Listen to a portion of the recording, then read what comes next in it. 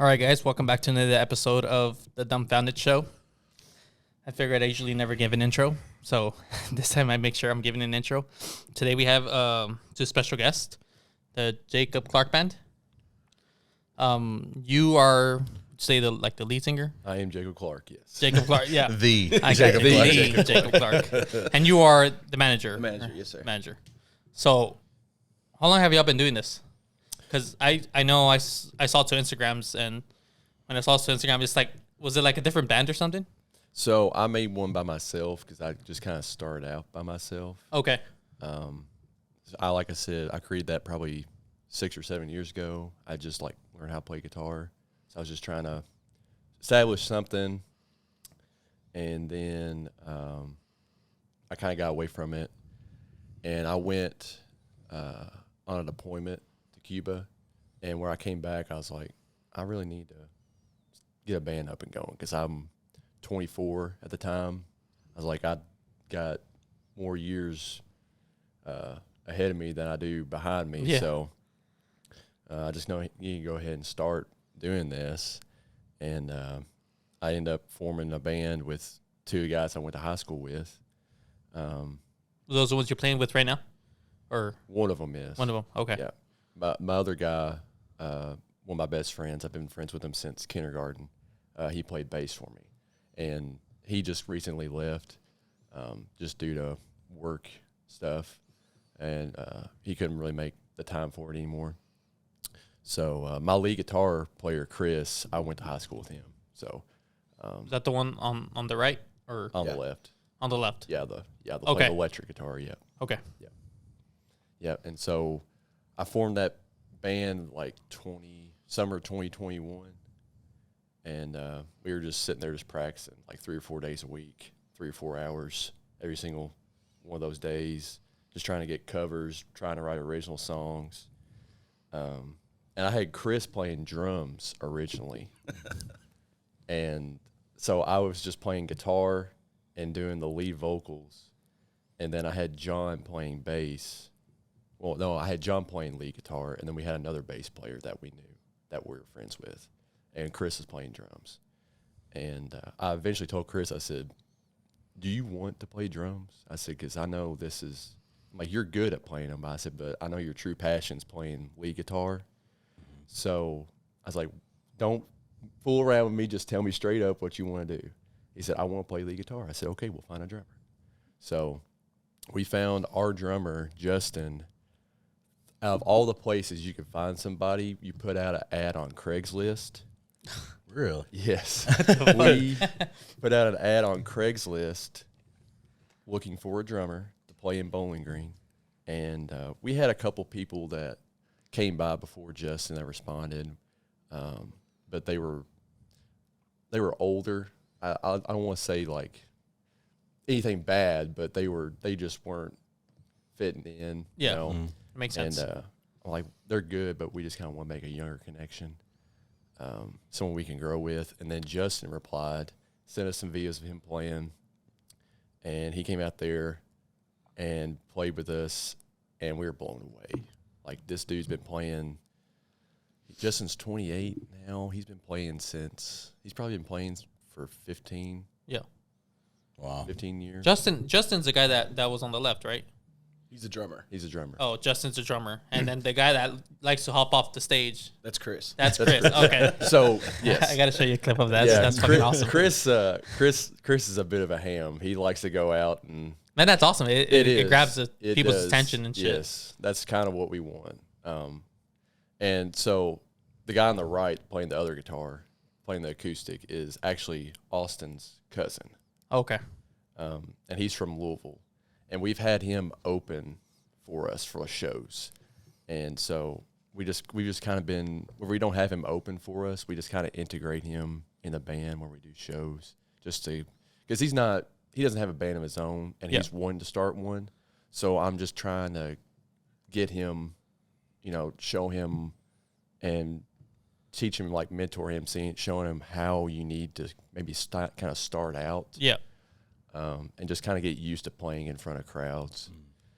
But yeah, so we started that 2 years ago, and we were playing like small shows. Like, I don't know if you've heard of Gina Lynn's downtown on, well, not downtown, Yeah. but on Russell It's right Road. across the road from, I live right in that housing complex right across the street there, back in Yes. there. Yeah. I'm not too familiar. Right yet. off Russellville. It used to be. You can't It miss used to be Betty's. Yeah. Oh, Way I've only back been here then. for 4 years. I came from Los Angeles, so So we started off playing at Gina Lynn's on Wednesdays because we weren't very well known. Nobody really knew us. So she was very generous to tell us we could play there every single Wednesday that we wanted to. Mm-hmm. And I think she paid us, it was cheap money. It was like $150 for 3 hours. It was like everybody, all three of us made like $30, $30. $30 or $40 without like without the bar tab or whatever. And so we did that for a little while. And Chris, we ended up stopped playing for I don't know, 8-10 months because Chris, my guitar player, he had his second kid. And he's like, I need to take time off to help with that, my wife and my kids and everything. I said, okay. So we did that, and we couldn't really meet up for a while with practices. So we just kind of, I won't say we disbanded because we still had our group chat. We still talked and practiced when we could, but we weren't playing shows. And there for a while, I didn't even really practice anymore. I was like, well, I don't know when we're going to get this back started, but I just still want to keep my guitar level up and playing. And I want to get back into playing shows, and I didn't know where to go. Yeah. I didn't want to go back to Gina Lynn's and play by myself, and I had no other connections. So I'll go into this. This happened October of last year. Yeah. I talked to Austin because I knew him because he was like a couple grades below me in school. I knew him, but I wasn't ever really friends with him. And then he moved in with that's a shocker for him. and he moved in with a friend of mine into an apartment, and so I got to hang out with him more and get to know him and start becoming better friends with him. And so we started going downtown a lot, and he's trying to get me out of my shell more. And Yeah, this dude 2 years ago, he wouldn't talk to nobody. yeah, He'd walk into a bar, get a Miller Lite, and just sit there. I wouldn't say anything, wouldn't do anything. So we got to hanging out for a little while and going downtown, getting me out of my shell. I told him, I said, I want to go back to playing shows. That's what I want to do. He said, okay. He said, I know the previous sound guy down at Dublin's. He said, I'll see what I can do. And one of the previous sound guys, Todd, he talked to Todd, and Austin showed him a couple clips of me playing, and Todd's like, I'll get you down here. He said, but if you suck, he said, it's my ass on the line. And so he's like, don't embarrass me. I was like, I will try not to do that. And so I went down there, made a set list with what I could think would be a good college, pleasing crowd for a set list, and went down there and played for 2 hours, and I had a great time. And they paid me, and they said, we want you to come back like next month or December or whatever it was. So that's great. I said, now I'm playing downtown now, like right where adults that are my age that like the same music, had maybe almost the same lifestyle, but grew up with the same kind of stuff that I did. I'm playing downtown in Bowling Green for a college place that I'm going to get recognized. The more I play and the better I get, people will start to recognize that more. And so I played there in December, and I've opened for a couple guys that, or a guy that he's become kind of a good friend, Parker Hamilton.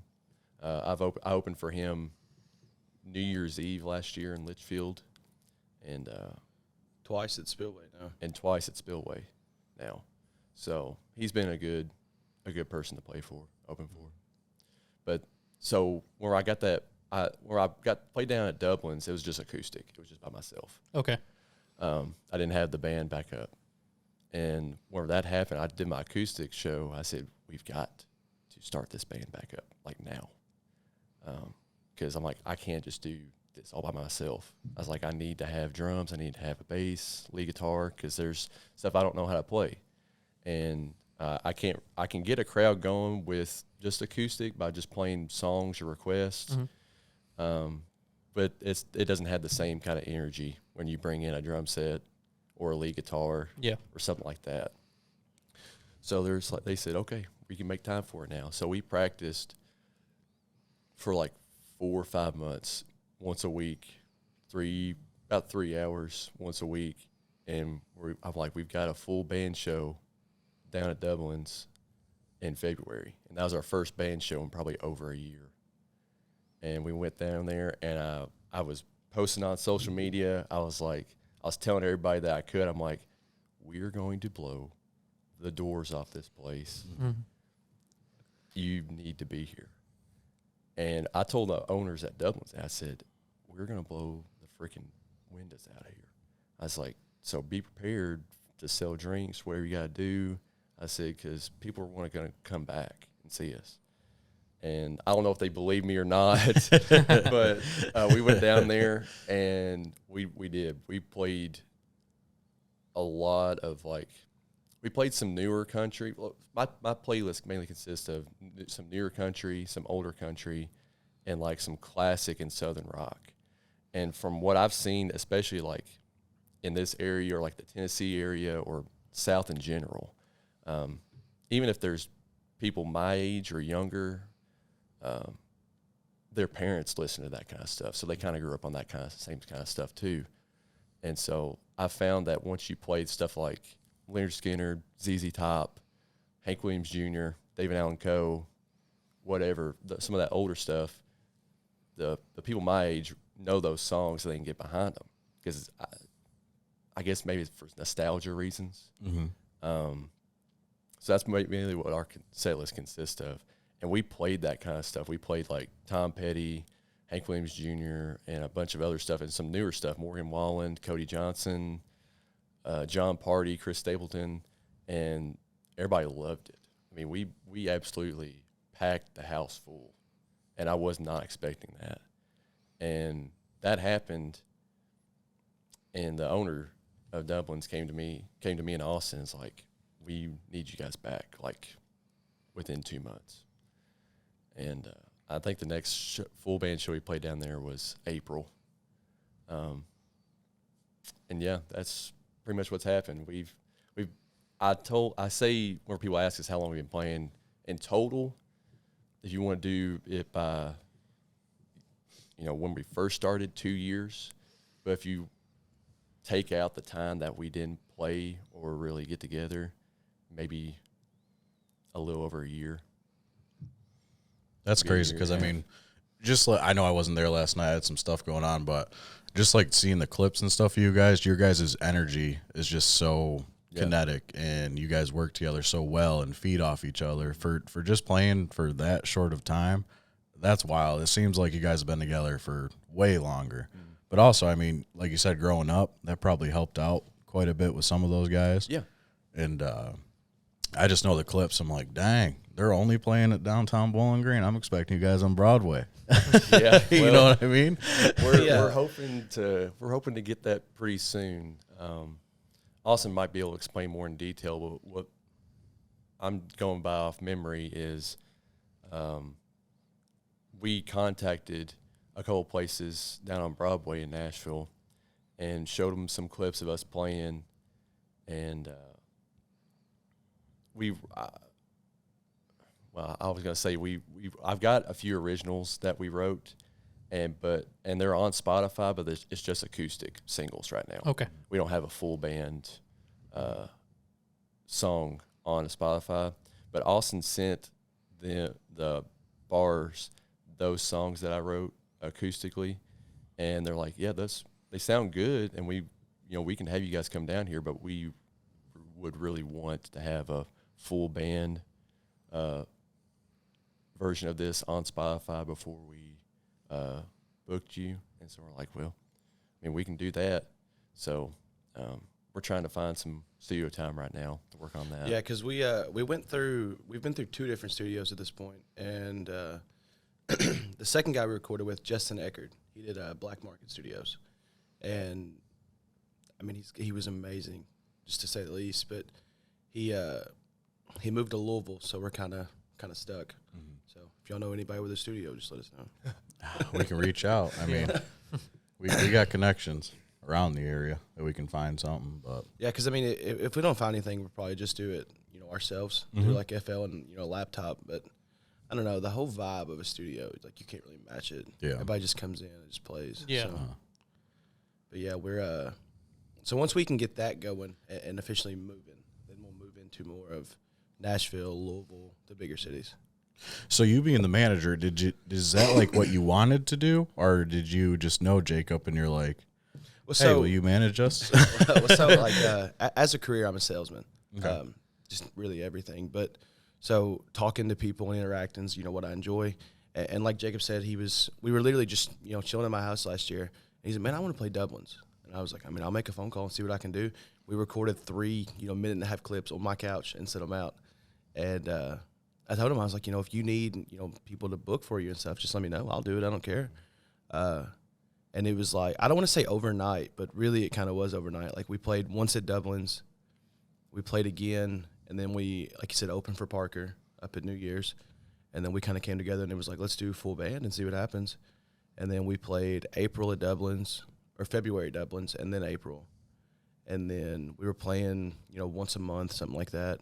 And we were talking last night. We've played 8 weekends in a row now. Like we haven't had a weekend off. Not a bad thing. And I mean, we've had 3 back-to-back shows, Fridays and Saturdays. Wow. And then it was just every Saturday, back to back to back. And like you said with my cousin Anthony in Louisville, like he drives down here that hour and a half drive every weekend. Just come play, have a good time, and then he goes right back. Wow. And then he turns around and comes right back down next weekend. Wow. We're taking. We kind of come to this group and decide we're going to take some time off. Yeah. I think everybody needs it. My voice needs a rest for more than longer than 5 days. So we're having this next weekend off, the 7th. That's good. So, And then we're back the 14th of October at Spillway. Nice. There's a pretty decent sized band from what I've seen. They're called Notice Seat. They're doing like a big farewell show. And they reached out to us and asked us to headline it. So Oh yeah, I just started following that band. yeah, Well, when I heard about it. yeah, they're pretty good. I mean, yeah, I listened to some of their songs. Right. yeah, and they shot me a message and they were like, hey, we want y'all to come play with us. It's our last show. And I was like, okay, so like 7 to 9 or like 5 to 7 or what? And she was like, well, y'all are gonna be the last band out there. Wow. And I was like, so you want us to headline your farewell show? And she's like, yeah. And I was like, okay, well, we'll see what happens. Wow. That's awesome. That's So sick. being in a college town like area, is it more difficult when college is out of town to get shows? Because it seems like being in a college town, it's like they want more of the like upbeat bands during college time. Well, so it's not necessarily harder to book them. It's just you don't have the crowd support a lot of times. Mm-hmm. If it's summertime, like like for Dublin's example, Dublin's either going to be like slammed to the walls, Yeah. or if college isn't here, it may be dead. So like last night, it's fall break. It wasn't as busy as we normally have it, but like we had a decent crowd. Yeah, it was decent for sure. I mean, we played in, I guess it was June or July of this year, and they were at capacity, and we were wrapped around the building of people waiting to get in. Wow. People Yeah. they're holding the door open, listening, and everything else. That was the end of July. Yeah, and school was out. Yeah. Yeah, that might have been maybe the first week that the students were allowed to come back. Yeah, I maybe. think school had just started to come back in. People like freshmen were moving in and stuff. Yeah. Yeah, and it was by like 10 o'clock that night. There was nobody. There was like 10 people, and like half of them were our friends. And so like, well, this is a little disappointing, but by Then that wedding walked in. Yeah. And then it was like we blinked and it was packed. there was by 10:45 more people started walking in. There's probably 60 or 70 in there. By 11:15, you couldn't even get in. Wow. They had I looked out to the right towards the door, and I saw the line, and I looked inside the bar, and it was shoulder to shoulder. And Austin ended up going outside for a minute to smoke, and he took a picture of it. And seriously, I saw it there was a line going down the building, and it was wrapped around to the right. And they were like 2 by 2. Like, it wasn't Yes. single file. Like, there was just groups and groups and groups. Just trying to get in. And Anthony, our other guitarist, he wasn't playing with us yet. He was there because he opened for us the night before. And he said, man, I got to go to the bathroom. I'll be back in 2 minutes. He was gone for 30 minutes trying to get through. Wow. Jeez. Like, he went over there. He's like, man, I went to his bathroom. And he was like, well, it's going to take me forever to get through, so I'll just get a drink. And he was like, I couldn't even get a drink.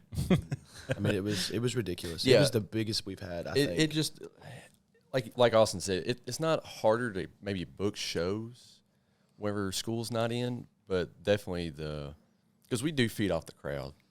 I was telling somebody last night, they asked me if I was nervous about playing. I said, no, I'm not. This isn't nothing. I said, I get more nervous when there's 6 people in the room and I'm playing Right. than 100. I said, because more than likely the 100 people, not all of them are paying attention to what I'm doing. But you get 5 or 6, you can count them on both hands. More than likely, they're probably paying attention. Yeah. Yeah. Or at least listening more. So that's when I get a little bit more nervous. But whenever there's that many people, you feed off the crowd. People are reacting to the songs you're playing, reacting to you getting into the song. It's a good boost of confidence Right. to see. And requests, where I tell people, make requests. I said, because more than likely I'm probably know the song. And if we don't, if you want to hear that artist, I more than likely know a song by that artist. And generally they're most of the time they're okay with that. Right. Like somebody requested International Harvester by Craig Morgan last night. Yeah. And I was like, I know the song, I don't know how to play it. I said, but we know how to play Redneck Yacht Club by him, and we practice it quite a few times. I said, so is that all right for us to play? And they're like, that's fine. Perfectly fine. Right. I said, all right, that's what we're doing next. Yeah. And so, yeah. Is there any songs like you don't like playing? Freebird. I don't like playing Freebird by myself. I don't know. No, probably not. Not playing. It does get sometimes frustrating whenever, because I don't listen to, I do listen to Zach Bryan or Sturgill Simpson or some of these newer artists that are getting hot right now. Yeah. I do listen to them, but it's not more of the people that I generally listen to. So I don't really learn how to play them. The only Zach Bryan song I know how to play is Something in the Orange. And so when people request Revival or something else, I'm like, I know the song and it's a damn good song. I just don't know how to play it because I don't really listen to them. Well, I think the hardest part with that is when there's a new song and it's just now getting popular and someone's like, well, can y'all play that? And I'm like, dude, you just heard it Friday, so obviously we can't play it. Yeah. Right. And then people's like, well, you need to learn that. And I'm like, okay, well, we'll just add it to the list of 70 things we're doing this week and see what happens. Right. Somebody requested a Chris Stapleton song. I don't even remember what it was and what they requested. I'd never even heard of it. And I listen to Chris Stapleton almost religiously. And this guy requested it, and I was like, I don't know how to play that one. I said, but I can play a different one. I said, I don't know how to play it. And he said, we'll learn it, with a bad attitude. I was like, okay, let me just drop everything and then go learn this song that nobody's ever heard of by him. Right. Just so I can just please you for that one song. Right. And so sometimes that gets frustrating, but you just kind of got to overlook that and just go on with your day and keep moving. Well, I mean, so we played the Dusty Boot the 1st of September, and that was right when the Richmond North of Richmond by Alfred Anthony was getting big. Oh, okay. Yeah. And I had just heard it myself probably a week before, and there was probably 7 or 8 people that were like, can y'all play this? And I'm like, no, we can't. And he's like, well, y'all need to learn it. And I'm like, dude, sure. Right. I don't think you realize. It just went viral that week. Yeah. And they're like, you guys need to play that song tonight. I'm like, we don't even know, we've heard it, but we've never practiced it. Right. So I'm not going to go up there and play the song and make it sound like complete trash and just butcher it. Yeah. And I don't want to say just to please people, but, you know, I want to do that. I want to learn how to play newer songs and songs that are getting hot and people like to hear them. But if it just released that week and we didn't practice it, I'm not going to go out there and make it look bad on myself and the band and come off as like, oh, they're not that good if they can't play something like that or whatever. So stuff like that, I'm like, give us a little bit of time and for us to at least practice it. And I said, and by all means, we'll play it. We'll play the hell out of it. So songs like that, if somebody, like, say, if they ask you to play Richmond, North of Richmond, and that's more of an acoustic song. So would you guys go and, like, kind of make not really a cover, but your own version, like, including the whole band? Yeah. Yeah. Right. You know, I would learn the acoustic part, and then I would have Chris, you know, because I try to find a lot of spots for Chris to shine. Well, there was last night. I don't remember what song it was. I think it was Redneck Yacht Club. Chris didn't have any idea how to play it, and like y'all just took off, and he just hit like a couple riffs in between somewhere else, and just kind of just played around with it and see what happened. And I mean, it sounded good. I didn't have a problem with it. Stuff like that, where it's not very drum oriented or it's mainly just acoustic. Like I'll learn the part, but I try to orient everybody in the band. Yeah. So me and Justin will work together, and he'll figure out a drum part that would sound nice for it, and he'll just play that, whether it's soft or loud or whatever. If he feels it fits with the song pretty well, he'll play it like that.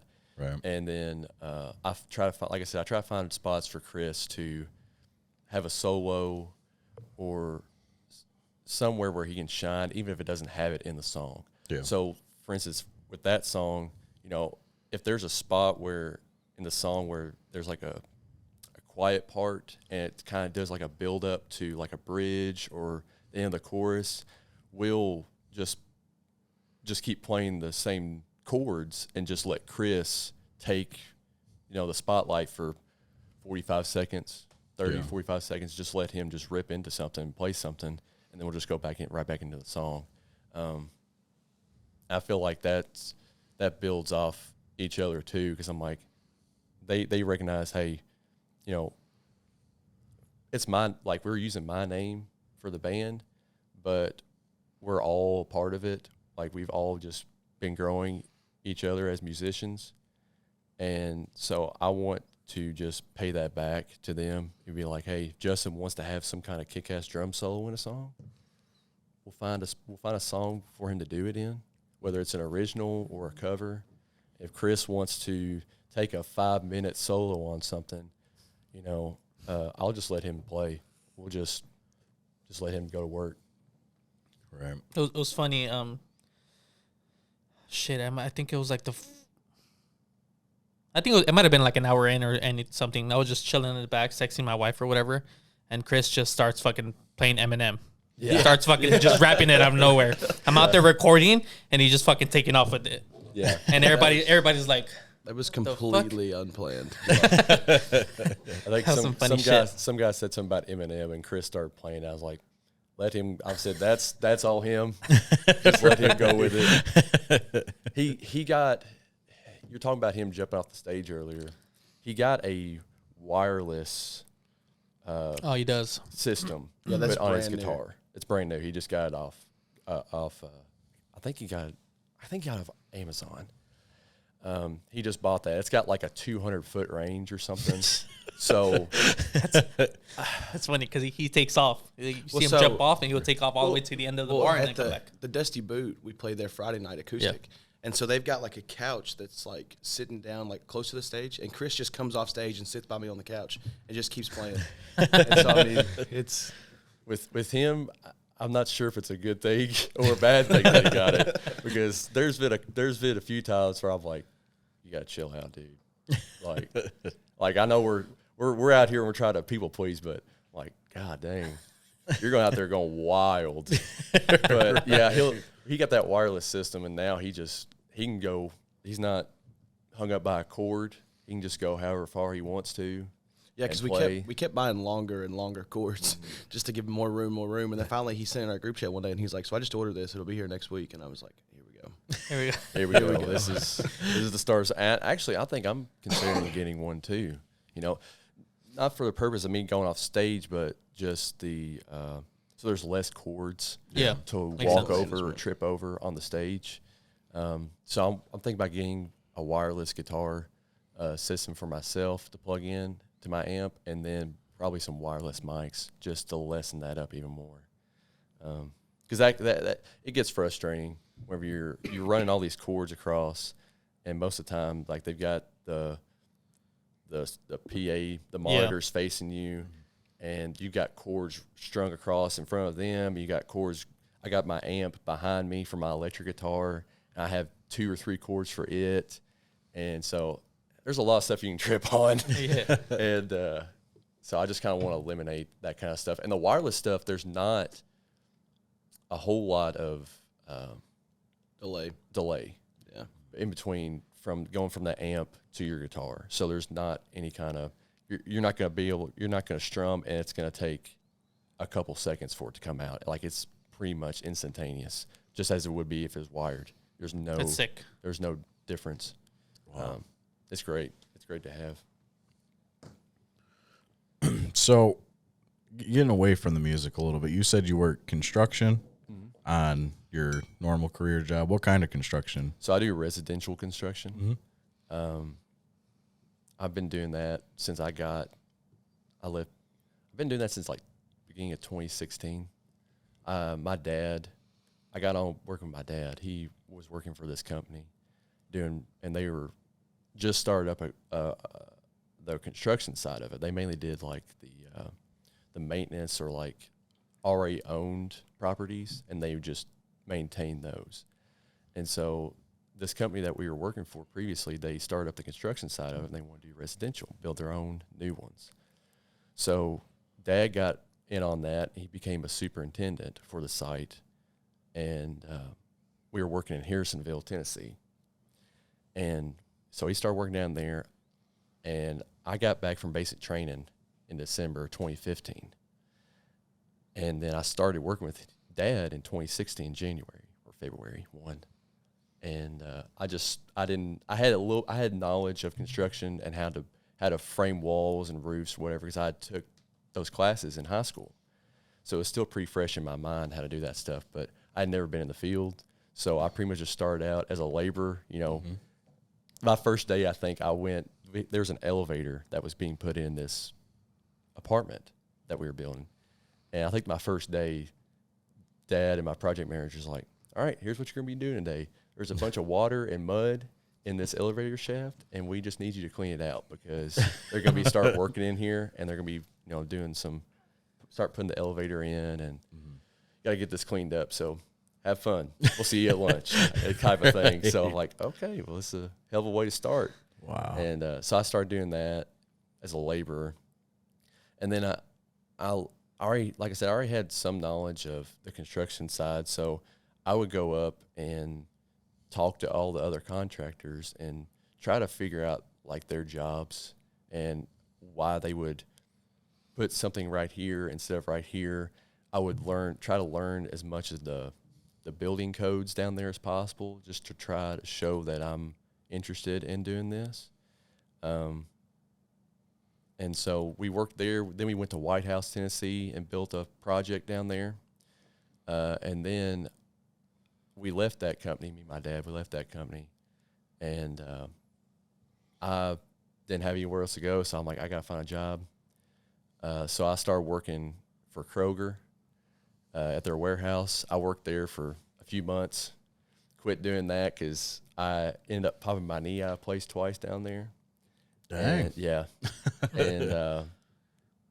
And it was mainly based off, I don't want to say it was based off commission, but you got commission for if you were over 100% for your inventory for the day. So I ran like a forklift. So if you were getting the pallets and bringing them to the shipping yard or putting them back on the rack for a restock, the faster you did that, and the more money you can make. So I did that for a while, popped my knee out of place twice. I was driving, an hour or hour and 15 minutes from my house to go to Portland Yeah. And Jeez. so I was like, this is not worth it. So I quit down there, and I asked Dad, I'm like, is there any way I can get back to working with you guys? He said, yeah. He said, we're about to start up a new project. And so I started working with him at the project we're at now, which is the Hub here in Bowling Green. I don't know if you guys know where that's at. So Sounds familiar. I don't think the I Hub know. on Lovers Lane. It's right beside the soccer complex. Oh, besides, Oh, is it okay. besides Embassy Suites? Yes. Yeah. Yes. Okay. Yes.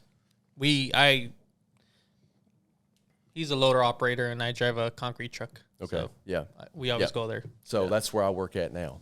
And so I'm employed by my dad. So I'm part of his he's got a general contractor's license, but he's a contractor as a site superintendent for that site. Mm-hmm. And Dad hired me as an employee, so he pays me and does all the kind of stuff for that. And we started that project in end of 2018 maybe, and I've been working there since. I've been working there for 5 years, and it's still not done. There's gonna be there's gonna be close to 1,000 units there. Dang. It's a massive complex. I ain't never seen it. I didn't realize it was that big. Dude, I know we go there that's- all the time. that's huge. but- It's It's a- huge. It just keeps going. right. We're on the last phase right now. They've ran out of room. They've sold off the other plots to different companies. Like I think there's a plot that's been sold to medical center or somebody maybe, or some kind of medical facility down there. They sold one to, they're gonna build like some restaurants or some kind of, I don't want to say strip mall, but some companies bought that kind of property, and so they're running out of place to build new apartments. So they're like, well, we need to find another place to go build them. So that's where I'm gonna be going after that. But I love it. I'm still doing like labor stuff, but since I've been with Dad and my project manager for so long, they've noticed that I'm getting kind of smart to what we're doing. And so whenever Dad is not there, running the site, overseeing the site, my project manager and Dad will kind of put me as like an assistant superintendent. So that's good to have, people, and most of the people, all the contractors out there know who I am. So we get along with them pretty well. So you're doing this right now? Yes. And it's like Monday through Friday? Yep. Something like that? Yep. So aside from Right. that, and then you start the band or your shows. Yep. Do you play Sundays or no? No.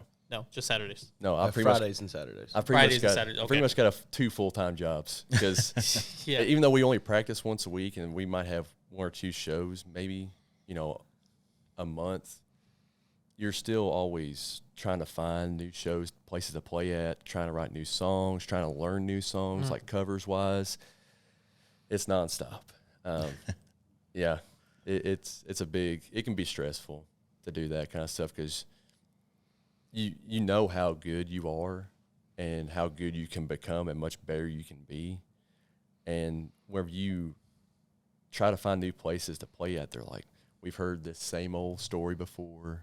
Mm-hmm. We don't want to bring some band in that thinks they're hot shit or whatever, and come in there and they sound awful. And going along with that, there's a bar in Beaver Dam called Drifters, and This is a good story. I kind of knew the owner of that bar. I had met him and talked to him. I'm like, hey, I want to get my band up here to play. He said, well, we can work something out. Just let me know when you guys are available. And so we told him, a few months later, like, hey, we want to try to play up there. We're trying to broaden our area as far as get out of Bowling Green, play in Glasgow, Beaver Dam, Owensboro, wherever. We want to try to broaden our area of expansion.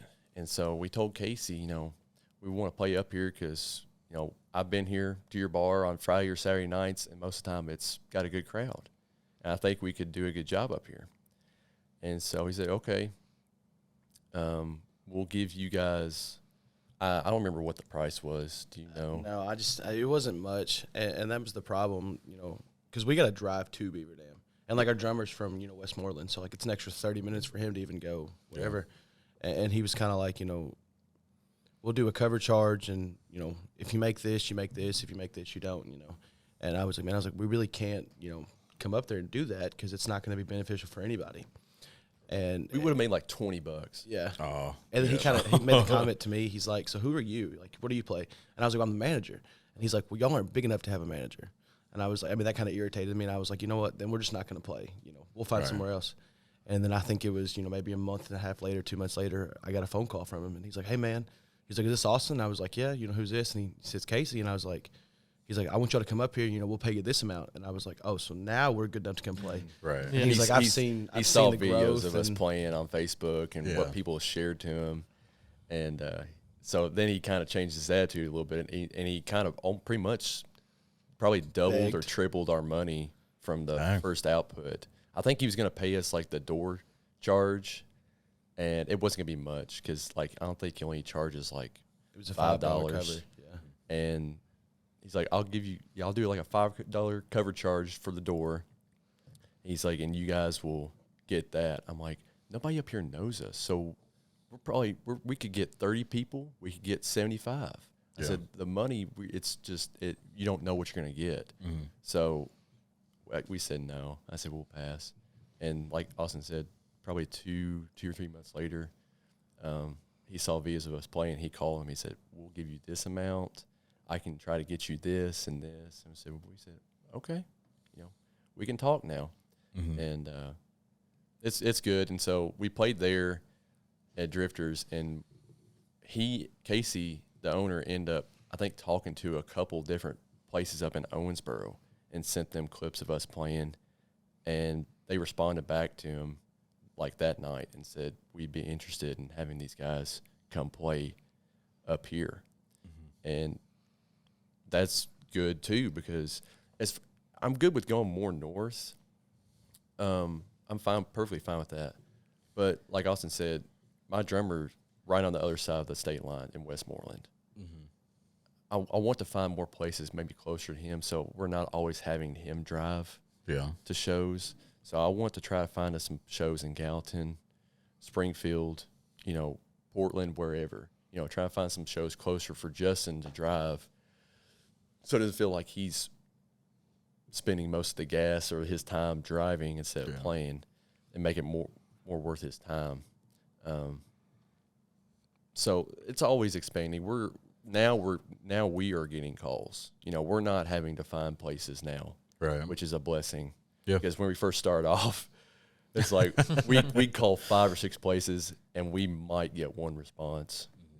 And it'd be like, well, send me an email and we'll get back to you. And then it'd be 3 weeks, and I go check my email and realize no one's responded. And I was like, well, maybe you'll come around eventually.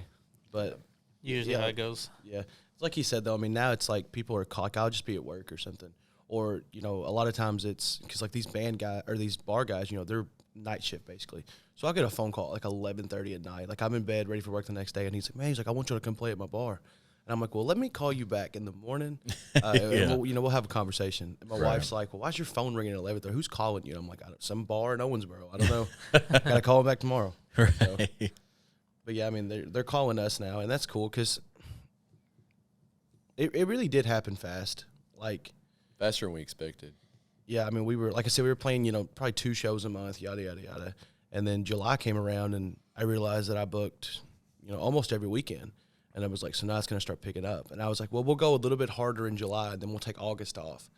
And then it was like, well, my phone rings 4 times in a week, and it's like, we want you here this weekend in August and this weekend in August. And the next thing you know, like I said, we're doing 9 weeks straight, and it's like. This September was the most shows we played in a month. We had 1 or 2 shows every weekend. Yeah, September. Like, in June we said, well, I think it was September 23rd. It's like we're gonna have this weekend off, no matter what. We're not doing it. And then the VFW post in Morgantown called me, and they were like, hey, we're having a big benefit. We want y'all to come play. And I called Jacob, and I was like, so I know we were supposed to take it off. Like, do you want to play? And then we went up there and went and played that. We had an opener, Robert Keith, come play with us, and that was a good time. I mean, Morgantown, so me, Jacob, and Chris are all from Morgantown. We all grew up there. So, like, it's cool to go back and, so my parents, of course, Anthony, our other guitarist, is my cousin. So like my family doesn't come to like the bar shows because they don't care for bars. But like when you get to VFW, they'll come, and like Jacob's dad comes, and everybody gets to kind of go full circle and see us. So it's kind of cool. Yeah. Right.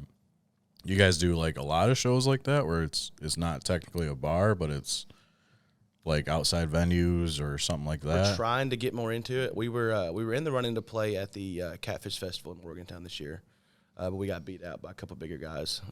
Bad decision. Well, that's what I'm saying. Well, the problem was when we talked to them, met with some people from the Chamber of Commerce down there since March. Yeah, it was like really before we did anything. Yeah. 4 months before they even had the festival. Yeah, and we told them, like, here's some videos of us playing as a full band. Here's some of our originals that we've got wrote, and heard versions of it. And they said, okay, well, I'll send this to our president of the Commerce. Never got nothing back. So never got anything back. The only thing we were told was, well, the Chamber's working on a budget for this year's festival. So whenever they figure out how much money they're going to spend on the budget for the bands and for the entire thing, we'll send an email or somebody will be in contact with you. And so we said, okay, that's perfect. We would have loved to played it because it's a hometown show. Yeah. And it's a pretty decent sized festival. It kind of gets smaller every year, but people still go from out of county, go down there and participate in it and go to it. And so we would have loved to played it. So the last thing we heard was a budget, and then didn't hear anything for maybe 3-4 weeks, maybe about a month. And Austin called down there, and they said, oh, well, the budget's already been made, and they already decided what bands they wanted to play. And he called and told me that. I said, they didn't know what. Right. They just, I looked at their band list from last year's festival, and I think like 80% of them were returning from last year of the bands. So I'm like, they just brought back in the same bands they had played last year. Yeah. So they might have already knew. I said they already knew who they're going to have. They just didn't just say, oh, we're going to look into new bands to bring in. They knew they had some other names that they knew. And I'm not going to go into that. That's too political, I guess. Anyway. Well, the biggest problem with it was we were still really, I guess, young in the term when we talked to him. Because like I said, it was March, April. Like we weren't, one show a month. Like it was nothing. And then, I got a call from somebody 3 or 4 weeks ago that is on the Chamber. And they were like, why didn't y'all play the festival? And I was like, I don't know, talk to your guys. We tried. Like, we gave it a shot. And they were like, well, next year, make sure you give us a call. And I'm like, well, I mean. We don't even know where we're going to be next year. Yeah. On one hand, it's like, do you want to be petty and not do it because y'all passed up on us once? Yeah. But then it's like, again, hometown show. Like, if we can make the time, we're going to do it. I mean, but I mean, the problem with that is like, we're booked out almost to January now. Like, I've got shows lined up almost I think we've got 2 weekends open the rest of the year. Wow. And I try to leave them open for, when someone calls us and it's like, hey, can you make time to come to, Owensboro or something? Yeah. And it's like, yeah, we'll throw it in. But or a band cancels last minute. Yeah. We have a day that we're open, a weekend that we're open to play. Mm-hmm. So, and generally I like to have those last minute cancellations too, because sometimes the venue will pay you a little bit more. For a last minute thing, Wow. Hey, a band canceled on us 3 or 4 days before the show. Can you guys do it? I'm like, we got a set list ready. I said, everybody's available to make time for it. We can come down and play it. And they're like, we'll pay you this X amount. We'll pay you what we were going to pay them, maybe a little bit more. Mm-hmm. So we're like, that's always good. Yeah. And there's a whole lot less like overthinking when it comes to that. Because, so up in Morgantown, there's a place called Firehouse Pizza, and they do like truck shows and Jeep shows and stuff, and they have like an alley they play music out of. And, the owner of that is a family friend of, I think, pretty much all of us, to be honest. But he called me one Saturday morning. It was like 9:30. And he was like, hey, can y'all come play, in the alley tonight? And I was like, what time? And he was like, we'll do sound check at like 3 o'clock. And I was like, it is 9:30. Let me call Jacob. We'll see what happens. And I called Jacob. Jacob's like, yeah, I ain't doing nothing, I guess. Why not? And him and Chris went down there and, played it, and everybody was like, "Well, y'all need to come back. Y'all need to come back." And I'm like, "You talk to that guy. Have him call me, and we'll go from there." But Yeah. Do you ever struggle like as a manager? Like, have you ever overbooked any shows? I mean, like same days without even knowing. Has that ever happened to you? yeah, it does. So I was looking at it because it has happened. Well, not as much as like the same day, but it'll be like, a bar will call me and I'll be like, yeah, we can probably do that, and then like I'll forget to put it in my calendar, and then another bar will call and be like, well, can y'all do this date? I'm like, yeah, we can do it, and then the other bar will call me back, and I'm like, well, so here we are again. We're double booked, and what do we do? And I don't know, it sucks, but it really is a lot to keep up with. Like when I started it, I was like, I'll work my normal job. I'll do this like one day a week. Yeah. And like Jacob said, I mean, it's a full-time job. Like I said, phone's ringing at 11 o'clock at night. Or He takes as much time into being our band manager as he does. Maybe even we can even argue that he takes more time into the band management side as he does his normal, regular, everyday job. Yeah. I mean, even at work, he's like, I get calls while I'm working. Right. And, so he does it just as much. He's worked on getting us logos made, trying to make connections with getting posters and stuff made for us, trying to find studios and finding other bands maybe to open for, or trying to make connections with other places to play. And he is constantly on his phone. I'm surprised he doesn't go insane if he already isn't. Well, I mean, just like that person saying you're not big enough for a manager, it don't sound like that. It sounds like, No. I mean, Yeah. We're not. Right. It's not like that at all. Especially, I can see where they would say that because we don't have a name, but almost that makes it harder because then you've got to work Right. harder to do it. So, it's my wife gets on to me every day. Every day. It's like, well, I got off work, let's come home and watch TV. And I'll sit down on the couch and I'll get an email or I'll get a phone call. Yeah. And it's like, dude, like, when do I shut my phone off? and if Austin wasn't doing it, I would have to be managing the stuff. And there's sometimes bands or owners will message me